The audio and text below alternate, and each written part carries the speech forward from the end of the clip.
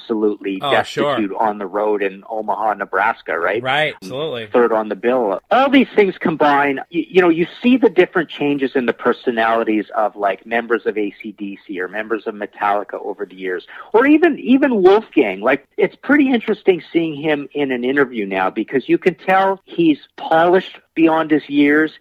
He's wary beyond his years. He knows what to say. He's careful. I feel Brian Johnson from AC/DC has kind of gone the same way over the years, right? Yeah. And the Metallica guys, same thing. You get so famous that your personality has to change. Right. I think that probably happened to the Van Halen guys, because of so much insane fame so quickly. That's true. But do you feel that fans don't like to see their rock god change like that?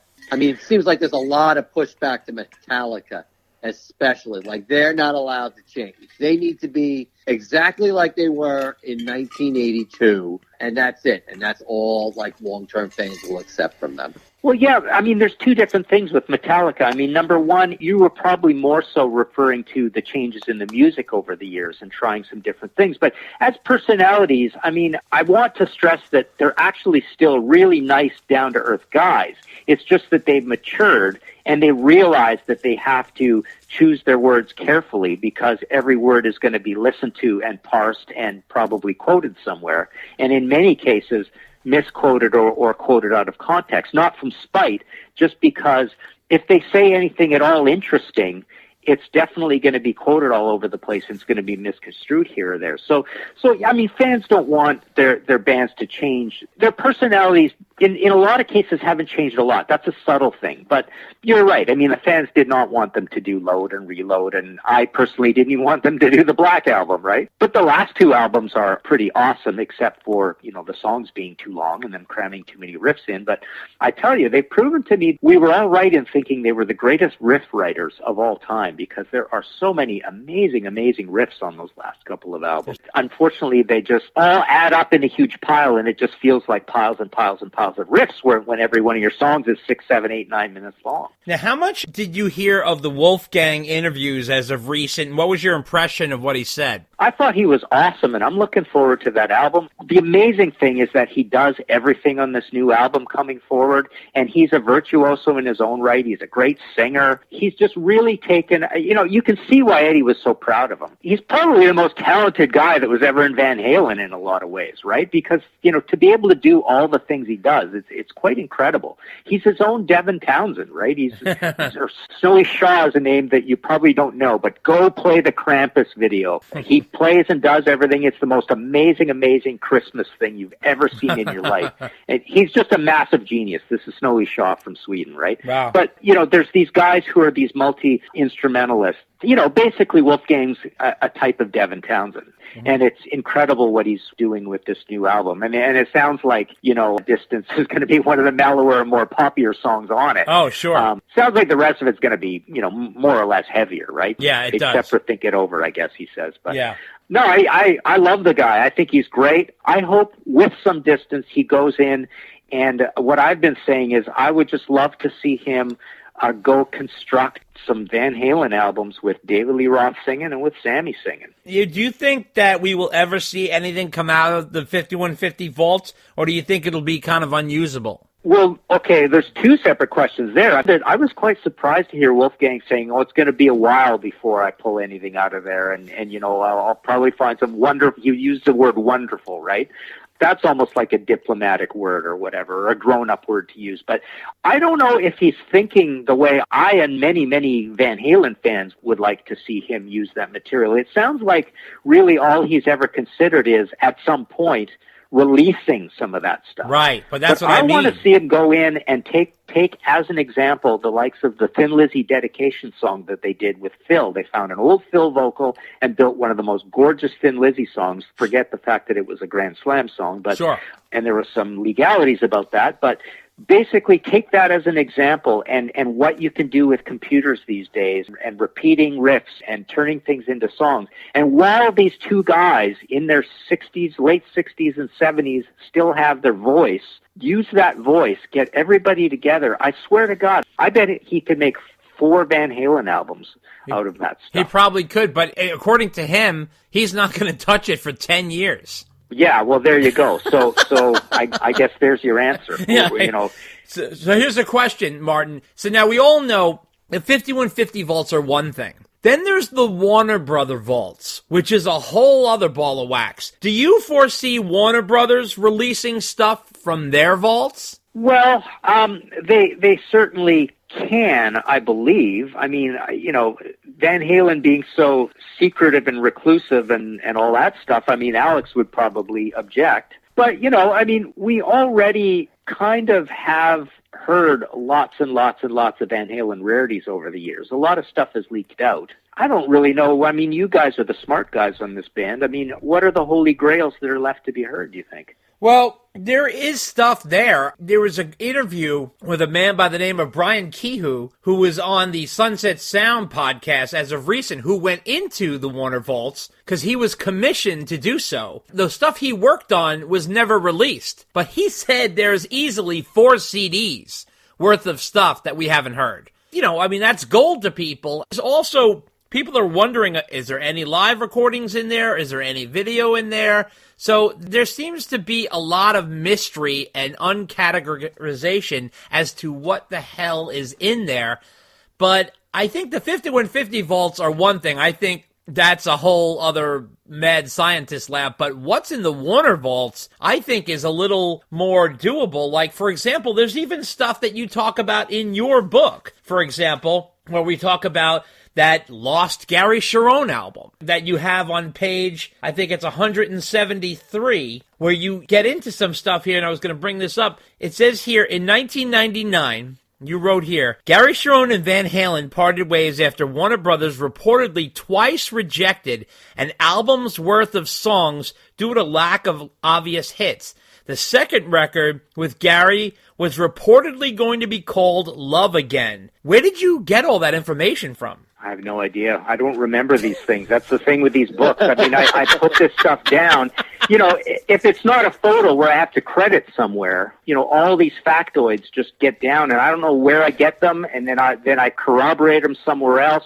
Sometimes there's, you know, because that's a timeline, sometimes I get 2 dates, and I have to make a judgment call which one I think is right. So all that kind of stuff happens. But, you know, like I said, I mean, we've heard a lot. I have no interest in. I don't care if there's more live stuff or live video and stuff. We could all spend the rest of our lives just watching YouTube. That's true. That's right? true. I mean, I really, obviously, I would love to have, you know, songs with vocals on them and stuff. But I mean, I really am most excited, but it sounds like my excitement is going nowhere. I did an episode of my podcast recently called Crazy Ideas, and I know I even talked about this actual specific case, but I've often said that, you know, I've heard lead singers tell me, I got to leave something behind for my family. I haven't earned enough. I got to leave something behind. It's like, Rob Halford, go in and sing the phone book. Sing the Jugulator and Demolition album. Sing everything.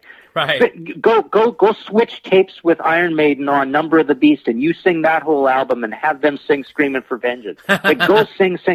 Right. You know, but in this case, I would love Wolfgang to get David and Sammy in and say, let's construct some songs. Get a mad scientist producer in to make the musical tracks first, have it all ready to go. Yeah. And like go to these guys with 50 songs and say, let's write some lyrics and let's put you guys on here and let's you know, issue an actual proper date. Let's get Mikey back in here. Let's, you know, bury all the hatchets, all that stuff. We'll do an album. You know, Wolfgang can be the producer, or get Ted Templeman in, or Wolfgang could be the bass player on this one. But, you know, 4 albums full of Eddie playing guitar, full of Alex playing those great, you know, he's one of the most distinctive drummers of all time. Sure. Make these records now while these guys can still sing. I know. Well, unfortunately, he flat out said, I'm not doing that, because he said his father would never want that. He wants to do his own thing. He wants to focus on his own music, which is understandable. I mean, he's a young guy. He has his own career. He's got talent up the wazoo. Well, why fool with his dad's old stuff when he wants to make his mark? That I understand completely. But this idea that you're talking about could easily be kind of Alex's thing, because Alex is at the end of his career, and this might be something that he could get together with Mike and Sammy and Dave and pull off. Yeah. He could do that. That's really in his can. Everybody keeps looking at Wolf. I don't think Wolf's the guy for this, because Wolf wasn't even there when all that stuff was made. That's a good point. That's a good point. He's not really particularly needed for it. I mean, you just need a whiz-bang computer producer guy to go find all this stuff and like I say, if there's a riff, repeat it and put a chorus together and find the chorus bits. Yeah. And, if it's just guitar, put Alex behind it, put Mikey on there. Yeah. And Alex is not your typical drummer. So in addition to his amazing drumming, he apparently is very good behind the scenes and is very musical himself. Now, he's musical beyond being a drummer. He also plays keyboards, and he has a lot of musical knowledge, and he knows Ed better than anybody. So he would really be the guy to help, orchestrate the whole thing. But that's all up in his hands. You even write on page 163 in the book, Sammy also wrote a song for the movie, meaning Twister, in 1996 called The Silent Extreme, but it never gets finished. I was going to ask you where you got that one from, but I'm assuming you have the same answer as the other one. But exactly. Yeah, those little things in there, that's stuff I've never heard before, both of those things, which is really interesting, and it makes the book very interesting. And in terms of the visuals, would you say that Van Halen is one of the most visual bands in history? Absolutely. I mean, their fashion sense caused hair metal. They had a great fashion sense. It never looked embarrassing except for maybe a little bit in the sort of late 80s or 90s kind of thing, where they're kind of going with the trend of things. But obviously Dave is incredible with his moves and his look and his shtick, and the fact that this is a band that would smile on stage. Right. Mikey looked great. The different basses, the different things they would do. Alex with his drums. Right. He is the pioneer of having the awesome-looking drum sets, bigger and better all the time, and so beautifully designed. Right. Right. So, as a visual band, they're great, and they didn't have to go that extra step and become like totally ridiculously hair metal looking, like David Coverdale would say, we look like Christmas trees up there or whatever, like Kiss did in the hair metal. And obviously they didn't have to do the makeup, and they didn't have to do the matching costumes or any of that stuff. They just had a great sort of fashion sense, even when they were dressing down in just jeans, overalls or whatever, no shirt, right? And the great looking guitars. I mean, it's just every single corner of that band was colorful and explosive visually. Right, it's true. So now, how did you go about picking the shot for the cover? What was the process for that? Basically telling the publisher, no, it's too blurry. I don't like that. I don't like that one. I don't like that one. This was a really cool shot that you don't see too often, with a guitar that you don't see too often. I believe that's the guitar. How did the story go? Isn't that the guitar that's buried with Dime? Yes, it is. Yes, it is. Yeah. It's the so Bumblebee. That's really cool. Rich Galbraith, that's a shot from Middle America, Oklahoma.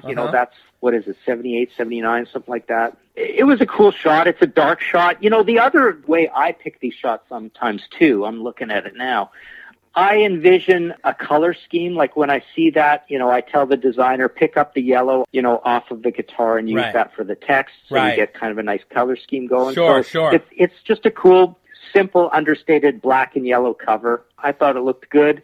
This was picked long before, Eddie passed. But Eddie, embodies the band the most. This is one of the rare bands where, because I'm really hard on, I really believe the vocalist of almost every band is 60% of the band. Right. Sure. That is the most important, that voice is the most important thing to a band. Right. But this is one of the rare bands where the guitar number nudges up. Oh, yeah. And is pretty darn important. Obviously, also because the guitarist is writing the songs, which is usually the case. But if Jimi Hendrix eclipses Eddie as the greatest guitar hero of all time, I think Eddie is probably the top most distinctive guitarist of all time. That's for sure. Yeah, that's for sure. And there's a few of those out there, like Robert Fripp or Brian May. I mean, there's a handful of them. Yngwie Malmsteen. There are these distinctive guitarists. Yep. But you start going down the list, and Ritchie Blackmore's,